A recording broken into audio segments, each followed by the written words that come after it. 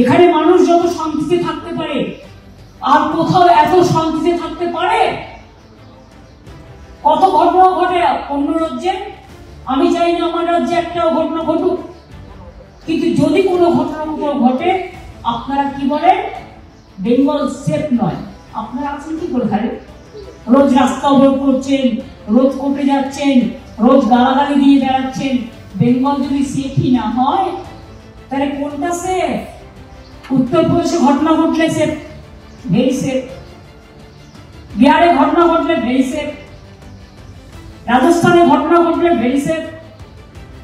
উত্তরপ্রদেশে রোজ দরিদ্রের উপর অত্যাচার হলে ভেরি সেফ। একটি মেয়ে নির্যাতিত ধর্ষিত হওয়ার পর থানায় গেছে, থানার আইসি তাকে রেপ করেছে।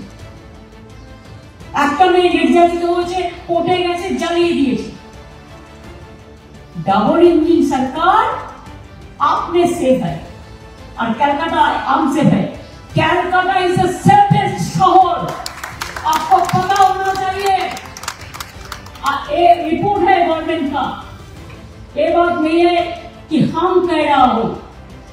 और बंगाल भी आपको याद रहना चाहिए, अगर हमारा 10 कोटी से ज्यादा लोग हैं तो बंगाल में हर इंसान एक साथ में रहता है, एक साथ में घूमता है, एक साथ में बिजनेस करते हैं, एक साथ में मजदूरी करते हैं, एक साथ में किसानी करते हैं, एक साथ में हर काम करते हैं।